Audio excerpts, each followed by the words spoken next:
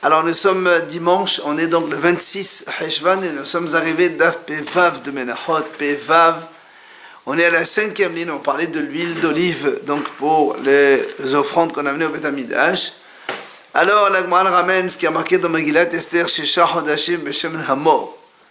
Quand Ahashverosh il a demandé à amener des femmes et qu'il les préparait pendant 1 an, 6 mois avec l'huile de mort. Alors la Gemara dit Maï Shemen Hamor, c'est quoi ce Shemen Hamor?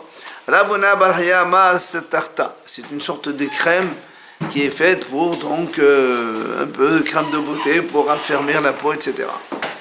Et Rabbi Yirmiyah Balaba, il dit Rabbi Yirmiyah, donc justement, puisqu'on parle de l'huile d'olive, il dit c'est de l'huile d'olive provenant d'olives qui ne sont pas arrivées à leur tir de leur production, de leur pousse. Et la Gemara ramène d'ailleurs une braïta, Tania, Rabbi Yehuda Omer, an piqenon shemezal shelev shlish, c'est ce qu'on appelle un piqenon. Et là, masachenoto, à quoi il sert, pourquoi on se fait donc une moindre avec? Parce que shemashir et as-se'ar ou ma'aden et tabassa. Parce qu'il enlève, donc il sert comme crème épilatoire et ça raffermit la peau aussi, donc c'est pour ça que les femmes elles utilisaient ça. Après on a dit en mevi'in menagad gedin shenashnu b'mayim. On a dit dans la Mishnah, on ne peut pas apporter de l'huile d'olive qui provient d'olive qu'on a trempée dans l'eau et qu'après on a pressé. Tano Rabanan, Haramim enseigne. Shemen Zayit Kavush, Shalouk, Shadoui, ou Shel Shmani, Moshe Ahara, Lo Yavi Ve'em Hevi Pasu. Les Haramim disent comme ça. Si on amène de l'huile d'olive qui provient donc soit de Zayit Kavush, c'est-à-dire de l'huile des olives qui étaient en saumure, ou bien qui provient de chalour, des olives qu'on a fait cuire, et après on les presse et on sent l'huile, ou bien charoui, des olives qu'on a trempées dans l'eau, ou bien veshel shmarim, qui provient de la lie, de ce qui a donc les résidus d'olive, ou encore veshel rehara, ou bien donc une huile d'olive qui ne sent pas très bon, tout cela lo yavi. On n'amène pas ça au Beth Amikdash. Ve'em hevi pasoul.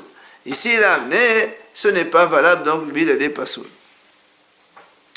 Alors, Rabba, il a posé une question. Il a dit, Rabba,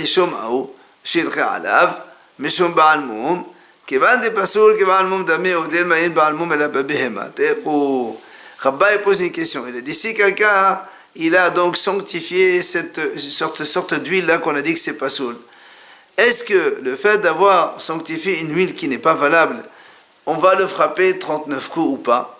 Pourquoi? Hier, on a dit, on sait que celui qui sanctifie un animal avec un défaut, il est hayav 39 coups. Parce que la Torah a dit, Kol asher bomum lo yakrivu. Il y a un commandement négatif de ne pas amener au Beth Amikdash un animal qui a un défaut. Alors le rabbin il dit, est-ce que le fait d'apporter donc cette huile-là qui a un défaut, c'est considéré comme un animal avec défaut et donc il prend 39 coups? Ou bien tu me dis non, les défauts n'existent que dans les êtres vivants, dans les animaux, mais pas dans les huiles et autres. Et donc, il n'y a pas de 39 coups ici. Et la Gemara ne donne pas de réponse. Matiti, nouvelle Mishnah. Shlosha zetim hen, ubahen shlosha shmanit. La Mishnah nous apprend qu'il y a 3 sortes d'olives. Et dans chaque sorte, il y a 3 sortes d'huile. En fait, c'est 3 époques dans lesquelles on va cueillir les olives. Et dans cette époque, dans chaque période qu'on va cueillir ces olives, on va tirer 3 sortes d'huile et la Mishnah va expliquer. Premièrement, Hazayt Adeshon Megagelo Belosh Hazayt. Il dit, la première période de la cueillette de l'huile d'olive, c'est lorsque on a des olives qui sont au sommet de l'arbre. Comme ils sont tapés par le soleil, puisqu'ils sont au sommet, c'est la première qualité donc d'olive. Et on va donc cueillir cela après. Donc après qu'on a donc repéré ces olives qui sont au-dessus, donc en plein soleil, on va les cueillir et on va les mettre kotesh, on va les piler comme ça dans un panier. Rabbi Yehuda Omer Sivavotasan, Rabbi Yehuda dit on me met autour du panier, donc comme ça l'huile il tombe au fond donc du panier. Zé Rishon, ça c'est la première huile donc qu'on a obtenue à partir de ces olives. Ensuite Hazal veto'en bakora. Rabbi Yehuda Omer ba'avanim ze sheni. Ces mêmes olives là, on va les prendre Après les avoir pilés, quand on pile, c'est pas assez fort. On les met sous une poutre lourde et on les écrase comme ça. Et là, ça va donner encore une fois donc une deuxième huile. Et ce qu'on appelle, Rabbi Yehuda lui dit, c'est pas avec une poutre, mais c'est avec une grosse pierre qu'on met pour écraser. Quoi qu'il en soit, ça s'appelle donc la deuxième huile. Hazal vetahan vetahan, c'est shlishi. Et après, la troisième huile, c'est quoi? C'est quand on prend ces mêmes olives, là on va les passer sous la meule, et là on va obtenir donc la troisième huile. Ce sera le troisième type d'huile.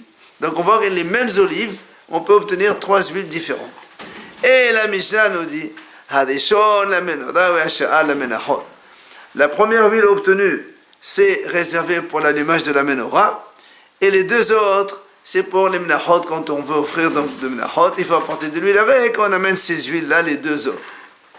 Ça, c'est la première période donc de la cueillette d'olives. Hacheni, la deuxième période, c'est lorsque plus tard, Megalgelo Bedoshagag. Donc on repère donc les olives qui sont donc, puisque avec le temps, le soleil va encore taper sur les autres olives qui sont un peu plus bas, et on les met, ces olives-là, Bedoshagag, on les cueille, on les met sur le toit de la maison, comme ça ils prennent encore plus de soleil. Après, Vechotesh Penoten et Torasal, on fait la même chose maintenant, on va d'abord piler, après on va mettre sous une poutre ou sous une pierre, comme c'est le Rabbi Yehuda, et après on va passer à la meule. Et on va obtenir avec cette deuxième cueillette trois sortes d'huile d'olive. Ce que dit la Mishnah. Donc quand on va les piler et on met dans un panier pour cueillir l'huile d'olive, ça c'est la première huile. Deuxième, on prend ces olives Toren Bakora, on les met sous une poutre, ou bien Rabbi Yehuda, on met Avanim sous de la pierre. Zéchiné, ça va faire la deuxième huile. Enfin, troisième, Hazad, Vetahan, Vetahan, on va les passer à la meule. Et Zeshlishi. Là encore, c'est la troisième huile qu'on obtient avec cette deuxième cueillette. Et là encore, la Mishnah nous dit Hadishon la menorah, ve'ashe'ar la menachot. Le premier, donc la première huile qu'on a obtenue de cette deuxième cueillette, c'est réservé pour l'allumage de la menorah. Et les deux autres, c'est pour donc les menachot, pour les offrir quand on va amener ce moule de farine. Et on a besoin d'huile aussi pour cela. Eh bien, on prend les deux autres. Maintenant, Shlishi, troisième période, ce sont les olives qui se trouvent donc en bas donc, de l'olivier. Qu'est-ce qu'on les fait? Il dit, on les met dans le puisqu'ils sont en bas de l'olivier, donc ils ne sont pas assez mûrs. Alors on les met dans le réservoir du pressoir. Jusqu'à ce qu'ils prennent mon mamage, donc le soleil, il les mûrit, il les fait mûrir. Après, après, il le fait donc mettre sur le toit pour donc là aussi continuer à sécher. Après, on fait la même procédure 3 fois. Une fois, on les pile. Deuxième fois, on les met sous la poutre ou la pierre sur le Rabbi Yehuda. Et troisième fois, on les passe à la meule. C'est ce que dit la Mishnah. Donc quand on va les piler et on les met dans un panier, après l'huile qu'on obtient avec cela, c'est la première huile. Deuxième procédure, on prend ces olives Toren Bakroda, on les met donc écrasées sous la poutre ou bien sous les pierres selon Rabbi Yehuda, et ça va faire la deuxième huile qui va donc sortir de là. Et après on les passe à la meule et l'huile qui sort, c'est la troisième huile. Et là aussi, la Mishnah dit Adishon limnora ve'ash'ar lamnachot. Limnachot. Et donc la Mishnah nous dit que là aussi c'est pareil. La première huile obtenue, c'est réservé pour la menorah, pour l'allumage de la menorah dans le but Hamikdash. Et les deux autres huiles, elles sont réservées pour les menachot, donc pour les korban, offrandes de ce moule de farine, pour mélanger avec de l'huile. Voilà, donc on a vu 3 périodes de cueillette, et dans chaque période, il y a 3 huiles différentes. La première, la meilleure qualité qu'on réserve donc à chaque fois pour la menorah, et les deux autres qu'on laisse pour les menachot. Alors, la Gemara pose une question. Eh bien, il y a les megalgelot nan ou megalgelot nan. Quand on a dit megalgelo, la Mishnah a dit ici, Megal Gero Berosh Hazait. Est-ce que il faut lire Megal Gero ou Megal Gelo? C'est quoi la différence? Quand tu dis Megal Gero, ça veut dire que tu les cueilles et tu les mets au-dessus de l'olivier, comme ça ils prennent le soleil. Ou bien Megal Gelo, eux c'est les branches même que tu montes et tu les mets donc exposées au soleil. C'est cela la question qu'on pose. Alors la Gemara répond, Tashema, Detania, Shemen Zayet, Mezeto. L'huile d'olive qu'on a Torah dit, il faut l'amener, et dit Mezeto. Ça veut dire quoi Mezeto? De l'olivier lui-même. Ça veut dire il faut le prendre de l'olivier. Mais qu'un amour aux êtres, de là on apprend que on ne cueille pas les olives. D'abord, on les fait, donc, on les met à la surface, au sommet de l'arbre, comme ça ils prennent le soleil, pour les mûrir, et après on va les presser. Et après on fait ce que la Mishnah a dit, donc là aussi il reprend toute la procédure que la Mishnah a dit, c'est-à-dire, premièrement, donc après on l'amène au pressoir et on le fait piler dans la meule et on le met dans les paniers. Donc ça c'est la première huile. Après quand on a mis la poudre au-dessus pour l'écraser, c'est la deuxième huile. Et après on va les passer à la meule, ça va faire la troisième huile. Et comme on l'a dit dans la Mishnah, le premier c'est pour la menorah, la première huile obtenue c'est pour l'allumage de la menorah, et les deux autres c'est pour les menachot. La même chose quand on fait la deuxième cueillette. Maintenant il dit la troisième cueillette, la troisième période qu'on cueille les olives qui sont donc cette fois-ci en bas de l'olivier.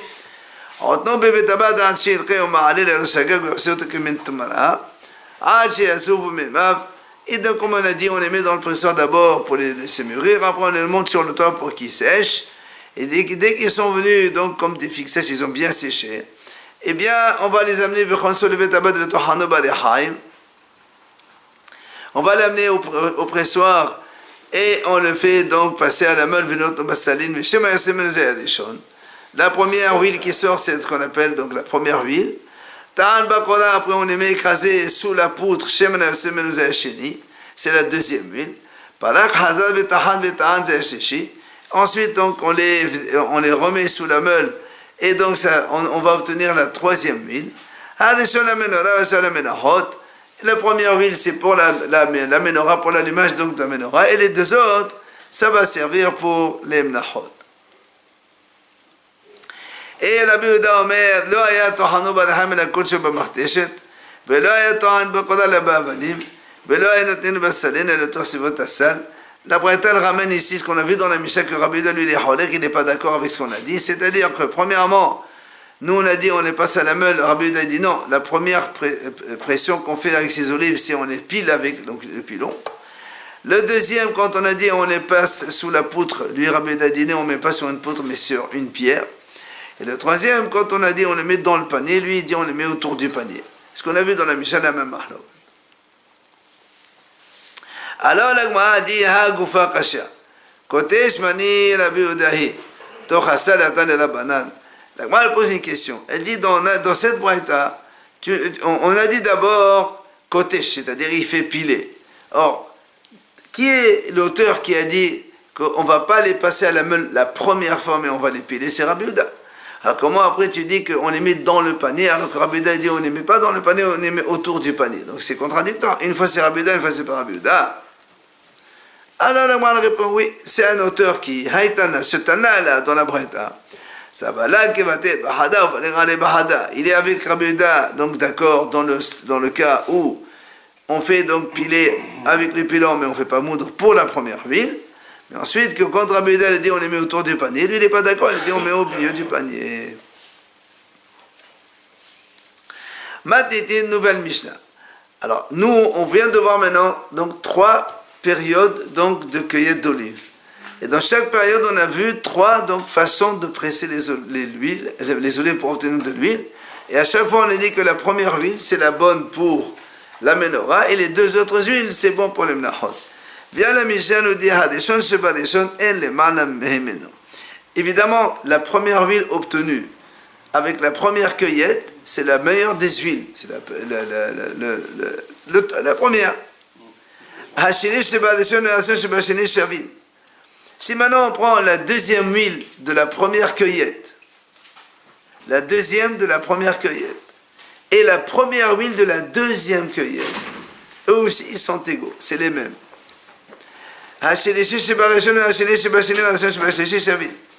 Si maintenant on prend la deuxième huile de la première cueillette,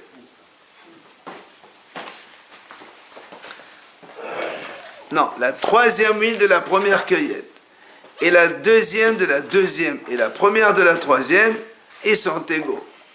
C'est-à-dire, en fait, c'est facile, on a 3 cueillettes, dans chacune on a 3 huiles. La première ici, c'est la meilleure, de la première. La première de la deuxième la deuxième ici et la première ici, c'est les mêmes. Après la troisième ici, la deuxième ici et la première de la troisième, c'est les mêmes. Plus tu recules dans la cueillette, moins les olives sont bons. Et du coup, la première cueillette, si vous voulez, la troisième huile de la première cueillette, elle équivaut à la première de la troisième cueillette. En fait, on fait toujours 1 et 2, 2 et 1, ça fait 3, et 1, 3, 3 et 1, ça fait 4, 2 et 2, ça fait 4, c'est la même chose.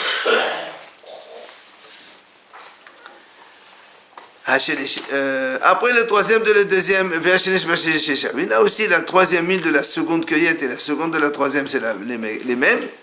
Et la troisième huile de la troisième cueillette, c'est évidemment la moins bonne, puisqu'on prend les olives de la dernière, et c'est la dernière. Alors vient l'Agma dit, nous on a dit, les premières huiles, c'est pour la menorah, pour l'allumage de la menorah. Le reste, c'est pour les menachot, c'est pour les offrandes, donc on fait au Beth Amikdash. Vient la Mishnah dit, en vérité, même les menachot, on aurait dû mettre aussi de la bonne huile. Pourquoi? Il dit, si déjà la menorah, qui n'est pas faite pour être mangée, la Torah dit, il faut mettre de la bonne huile. A fortiori les menachot que les kohanim vont manger, on devrait mettre la bonne huile. Alors pourquoi on met l'huile donc de second degré? La Torah a dit à propos de l'allumage de la menorah, il faut prendre de l'huile d'olive zar katit, c'est-à-dire donc vraiment la pure des pures. C'est pour ça qu'on est obligé de faire que pour la menorah on utilise la plus pure et pour le reste on n'utilise pas. Zar katit, la menachot. Pour la menachot, on ne prend pas de l'huile qui est pure. Alors, Gmara a dit, quand on a dit par exemple, la deuxième huile de la première cueillette, la deuxième de la première, elle équivaut à la première de la deuxième. Gmara a dit, comment tu dis que c'est la même chose? Alors que nous on a dit que la première huile c'est pour la menorah et la deuxième c'est pour les menachot. Donc c'est pas la même. Comment tu dis que ça équivaut? Alors Gmara a dit, c'est vrai. Oui, mais toi tu as dit que la première c'est pour l'allumage de la menorah et la deuxième c'est pour le menachot. Alors c'est ce qu'il lui dit. Quand on dit shavin, ça veut dire pour les menachot shavin. Si tu veux le donner pour le menachot des deux, c'est bon. Mais effectivement, la première des huiles à chaque fois, c'est bon pour la menorah. Après on a dit dans la Mishnah, comme on vient de dire maintenant, normalement on aurait dû utiliser pour les menachot aussi la première huile. Parce que la menachot c'est fait pour être mangé. Seulement, comme dans la Torah marqué zar katit lam ma'or, alors on a dit que c'est l'huile pure, c'est que pour l'allumage. Tano Rabbanan Chachamim enseigne. Zar en zar el naqi. Quand la Torah a dit shemen zayit zar, c'est quoi zar? Zar ça veut dire pur.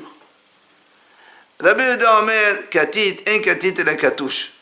Rabbi Yehuda dit, il y a aussi marqué shemen zayit zar katit la ma'or. C'est quoi katit? C'est quand on pile comme ça et on écrase les olives. Yachol et zar katit pasul la menachot. Alors, si la Torah dit zar katit la ma'or, tu utilises l'huile pure pour la menorah, pour l'allumage donc la menorah. Ça veut dire quoi? Ça veut dire que si j'utilise pour la menorah, les menachot, c'est pas bon, c'est pas soul. Il dit non. Tamudomar be'esaron solot balul be'shemen katit. Voilà, il y a aussi dans la semoule donc d'Ibn Hot, la Torah elle dit Aïsaron Sol, quand on prend cette mesure de Aïsaron qui est à peu près de 2,5 kg, on la mélange avec Shemen Katit. Tu vois bien que c'est de l'huile aussi qui est Katit, qui est épilée, donc c'est la bonne huile. Hein? Oui, mais le zar c'est pour dire qu'elle est pure. Nous on veut parler de la pression. Alors, Imken Matamodoma les morts, elle a me plaît à Aïsaron. Il dit pourquoi alors la Torah a dit les morts? Ça veut dire que je ne peux pas utiliser pour les mlachot de l'huile première qualité. Alors la Gemara a dit non, c'est vrai qu'on peut utiliser. Seulement la Torah, elle est économe. Elle veut le bien d'Israël. Parce que comme la menorah, c'est une fois le soir. Alors que mlachot, c'est tout le temps, on peut amener des korban mincha. Alors si tu dis au Israël tout le temps, il faut amener de l'huile super première qualité, ça coûte beaucoup plus cher. Alors la Torah, elle veut économiser l'argent du Bnei Israël. Ça c'est pour la Homer. Pour la Homer, on a dit comme ça. C'est quoi cette économie? On dit comme on vient de dire maintenant, la Torah, elle donc tient compte de l'argent des Bnei Israël. Elle ne veut pas qu'ils perdent leur argent. C'est pour ça que, comme la menorah, c'est une fois tous les soirs qu'on allume, c'est une fois seulement par jour. Donc elle dit apporte ici donc de l'huile pure, donc de qualité première. Alors que pour les mnachot, comme c'est multiple dans la journée, combien de fois chacun il peut amener ce qu'il veut, alors dans ces cas-là, la Torah dit tu n'es pas obligé d'amener cette huile super, donc première qualité. Après, c'est marqué dans la Torah à propos de l'allumage de la menorah. Sa'od b'nei Israël, v'yikhu ilecha shemen zayit zach. Hashem dit à Moshe Rabbeinu, tu demandes au Bnei Israël, ils prendront pour toi. Shemen zayit, c'est donc de l'huile d'olive qui est pure. Amar Rabbi Shmuel ben Nachmani, elecha veloli. Pourquoi Hashem dit, ils prendront pour toi? La menorah, c'est pas pour Moshe Rabbeinu. La menorah, c'est pour la menorah. C'est pour allumer la menorah dans le Beth Amikdash, c'est pour Hashem. Alors il dit Rabbi Shmuel ben Nachmani, justement. Hashem lui dit, ne crois pas. L'allumage de la menorah, c'est pour toi, c'est pas pour moi. L'oléora Nisref. Hashem a dit, moi, j'ai pas besoin d'allumer de la menorah. C'est pour vous, pour le béni Israël. D'ailleurs, la Gemara dit, Shulchan Batzafon, Umnora Badarom. Dans le Beth Amikdash, comment était disposé? La table, elle était donc Batzafon, côté nord. Et la menorah était côté sud. Et le Mizbeach, le petit Mizbeach Hazahav, était au centre. Ça veut dire que la Torah montre par là, que tu vois bien, parce que normalement, quand on mange, on met la lumière à côté de la table quand on veut manger. Et là, Hachem a dit que la lumière, tu la mets, au lieu de mettre la table, la lumière à côté et le misbéach là-bas, la lumière, tu la mets à distance et la table en plein milieu pour séparer entre les deux. Donc tu vois bien que Hachem dit, c'est pour montrer que Hachem n'a pas besoin de la lumière. Amar Rabbi Azar, Amar Rabbi Slicha, Amar Rabbi Azar, lo la achila nesadech velo leola nesadech. Donc il dit, moi, j'ai pas besoin, c'est-à-dire quand Hachem a demandé à faire les 12 pas sur la table, c'est pas parce qu'Hachem a besoin de manger, ni Hachem a besoin de cette lumière, c'est pour nous les bénis Israël. Et la Gemara ramène aussi au Beth Amikdash, c'est marqué, Bayas la Bayit halone she'ufim atomim. Il a marqué que Mohamed, quand il a construit le Beth Amikdash, il a fait dans le Beth Amikdash des fenêtres she'ufim atomim. Qu'est-ce que ça veut dire she'ufim atomim? Tana, she'ufim mebefnim, va'atomim mebachutz. En général, quand on fait des fenêtres, à l'époque où il n'y avait pas de lumière à la maison, on s'éclairait avec des veilleuses. Alors ils mettaient des fenêtres qui, à l'extérieur, elles sont larges, comme ça le soleil rentre bien, et à l'intérieur, c'est plus petit. Donc comme ça, la lumière de dehors, elle rentre bien dedans. Et Shlomo Hamelech, quand il a fait le Beth Amikdash, il a fait le contraire. Il a fait grande ouverte à l'intérieur et petite de l'extérieur, pour montrer que Hachem n'a pas besoin de la lumière du soleil pour éclairer.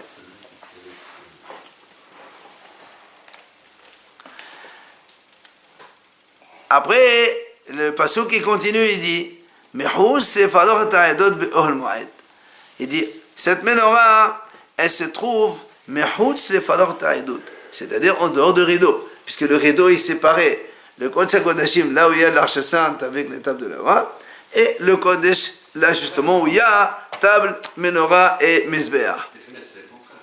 Alors, justement, maître, il a fait petit de l'intérieur et que grand de l'extérieur. C'est le Beth Amikdash qui éclairait le monde, c'est pas le contraire. Justement, il dit, Rashi dit, Shkofim et Bifnim, ça veut dire ils sont, de l'intérieur ils sont étroits et de l'extérieur ils sont larges. Fait entonnoir. C'était le Beth Amikdash qui éclaire le monde et pas le contraire. Voilà. D'habitude, on fait le contraire. C'est ça, d'habitude on met à l'extérieur large pour que le soleil rentre, ça c'est pour nous. Mais le Beth Amikdash, il a fait le contraire. C'est ce qui a marqué. Quoi qu'il en soit, après donc on a dit, donc la menorah elle se trouve en dehors donc de ce rideau de témoignage. Et on m'a dit, c'est quoi ce témoignage? Ça mange de quoi? Il dit, c'est un témoignage comme quoi il y a la Shekhinah qui réside dans le Ham Israël. Comment c'est un témoignage? Il dit, כל 40 שנה שהלכו ישראל במדבר, לא יכולה לאורו, אלא לאורו. Il dit, parce que si tu dis que Hachem il a besoin de cette lumière-là, pourtant nous aussi que pendant les 40 ans dans le désert, les bénis Israël, comment ils ont voyagé? Ils ont voyagé grâce aux colonnes de nuée et grâce à les colonnes de feu.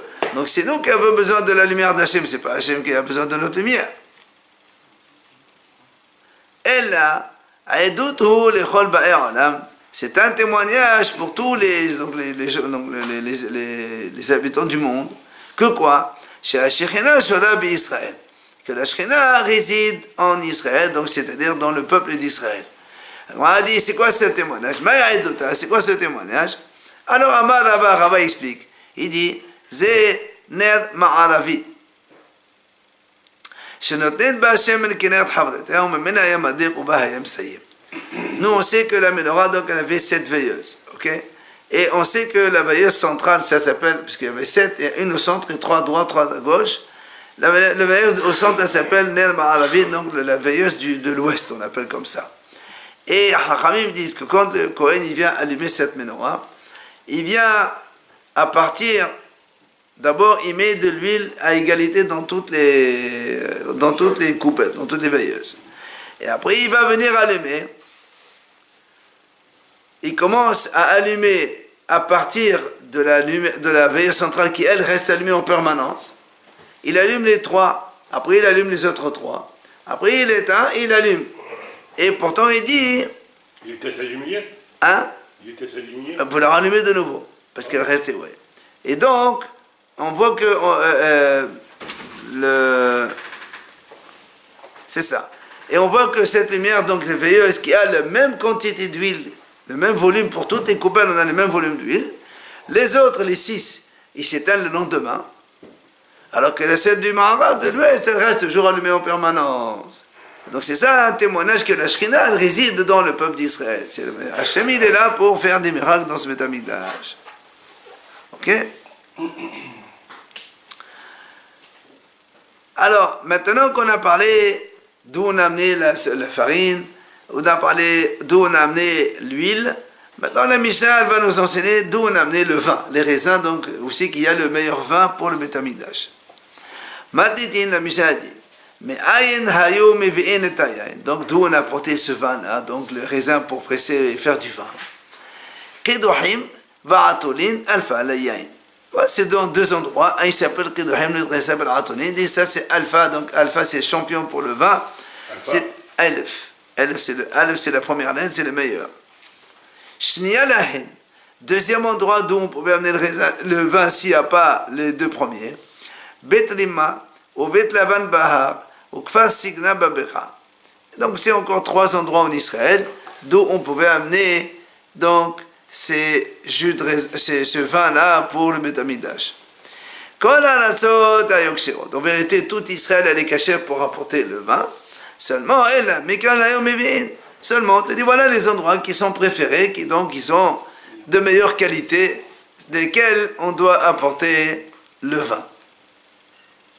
Maintenant, la Mishnah dit En mevi'in lo mebet hazevalim, velo mebet hashelachim.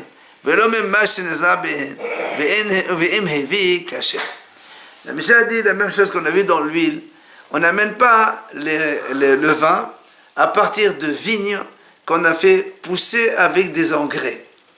Parce que si on a besoin d'engrais pour les faire pousser, ça veut dire que la terre n'est pas assez bonne d'elle-même. Donc on n'amène pas de là-bas. Ni velo mebet hashelachim.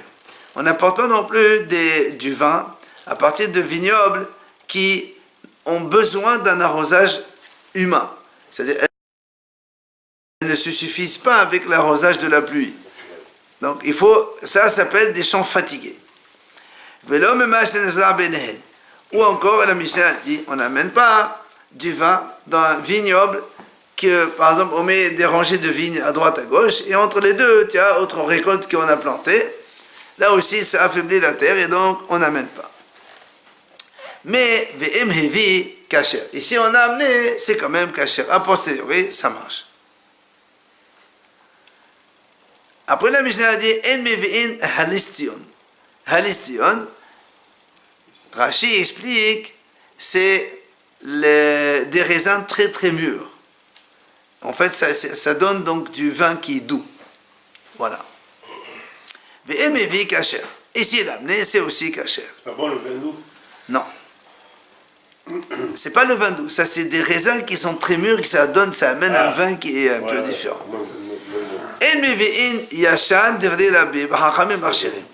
Rabbi dit on n'amène pas du vin qui est vieux. Alors, je sais. Alors, les Hachamim eux ils disent non, on peut amener du vin vieux.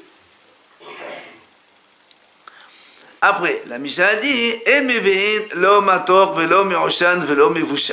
donc on n'apporte pas du vin doux, ni du vin qui a été fumé, ni du vin qui a été cuit. C'est-à-dire, on a fait fumer ou cuire les raisins pour qu'ils deviennent plus doux et on fait le vin avec. Et cette fois-ci, et là, si on a fait même a posteriori, ce n'est pas valable. C'est quoi fumer? On fait fumer les raisins. Pour les faire... on les chauffe avec de la fumée, comme ça ils mûrissent. Pour accélérer, c'est ça Oui.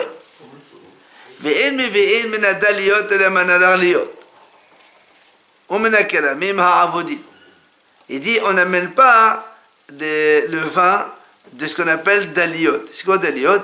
C'est quand on prend les vignes, des fois il y a des vignes qui tombent par terre, on les accroche au-dessus sur les arbres pour les soutenir. Ça, on n'amène pas. Mais on amène seulement que les vignes qui sont à terre, au sol. Ou encore, kelamim aravodim, c'est-à-dire des vignes que on a donc travaillé, c'est-à-dire on a... La Gemara va expliquer un peu ce que c'est ce avodim. Après, la Mishnah dit, quand on a du vin, quand on achète des cruches de vin pour le Beit Hamikdash, on ne les met pas dans des grosses cruches, dans des gros fûts. Pourquoi? Parce que quand on va se servir régulièrement un petit peu par un petit peu, nous on sait que le vin, quand il est dans une cruche à moitié vide ou à moitié pleine, ce que vous voulez, le vin il tourne. Parce que le vin, il faut qu'il soit toujours plein dans la cruche. Donc on achète des petites cruches. Comme ça, bah oui. Quand tu ouvres une bouteille de vin, tu prends la moitié, tu la laisses un moment, après il devient mauvais le vin. Donc le vin, il doit être toujours plein. Oxygène de lait. Oui. Et là, bahaviot ketanot. Donc dans des petites cruches. Mais non, mais malais et quand on achète des cruches, il ne faut pas remplir le vin jusqu'à ras. Il faut laisser un petit peu d'espace pour que ça laisse l'odeur. L'odeur. L'air ou l'odeur? L'odeur, il a dit que l'odeur, elle passe. Et non, mais et quand on va se servir donc de ce vin-là dans la cruche, il ne faut pas prendre de dessus. Parce qu'au-dessus, il y a toujours la farine, vous savez, la blanche là, qui surnage, qui flotte sur le vin. Et ni pas en bas, parce qu'en bas il y a la lie, il faut prendre au milieu. Alors ce que dit la Mishnah, c'est-à-dire, on a la cruche comme ça par exemple, dans le tiers du milieu, on ne prend pas le tiers supérieur ni le tiers inférieur, dans le tiers du milieu, on met un robinet et on ouvre, comme ça au moins on n'a que le vin qui est de bonne qualité.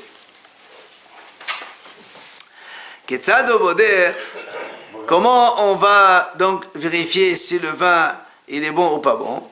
Alors il dit que Hagizbar, on amène le responsable du Beth Amikdash qui vient. Yoshev, Ve'akane Be'ado. Il a un bâton dans sa main. Et donc il regarde le monsieur qui ouvre le robinet pour sortir le vin. Zarak Hagir Hirkish Bakane. Alors dès qu'il voit le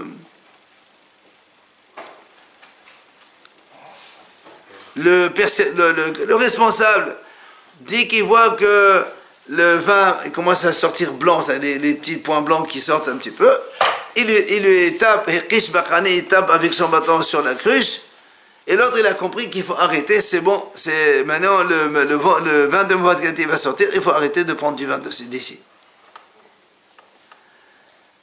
Là, on va expliquer, c'est marqué que quand on presse le vin, il ne faut pas parler. On dit que le fait de parler pendant la pression du vin, ça donne mauvaise qualité au vin. Oui. Et scientifiquement, c'est prouvé comme ça. Oui, scientifiquement. C'est marqué qu'il ne faut pas parler pendant la pression du vin. Ils nous ont copié les scientifiques. Par contre, au contraire, quand on fait les encens, c'est bien de parler quand on pile les encens. C'est marqué, voilà, moi elle va le dire.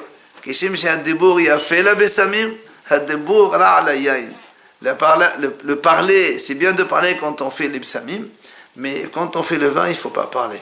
Les vinicoles, ils connaissent ça. Quand on presse, c'est dit. Oui. Pourquoi la parole? Pour te montrer que la parole, elle intervient aussi sur les végétaux et sur tout ce qu'on fait dans la vie. Bien sûr, il faut parler aux plantes pour qu'elles poussent. Aussi. Enfin, pour qu'elles poussent. C'est bien de parler des bonnes paroles. Alors, la Bible aussi,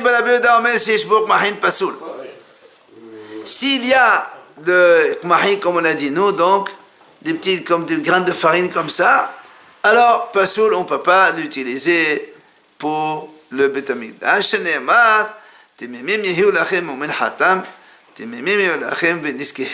Comme la Torah dit comme ça, il faut qu'il soit entier, ou minhatam, même pour minha aussi. Et la suite dit, oui, veniskehem aussi, donc le vin aussi, il doit être donc de bonne qualité. Il ne faut pas qu'il y ait ces petites grains de vin blanc, enfin, les petites saletés blanches qu'il y a au-dessus. Ça, c'est pas bon. Ça prouve que le vin il n'est pas de bonne qualité et il faut donc arrêter de prendre du vin.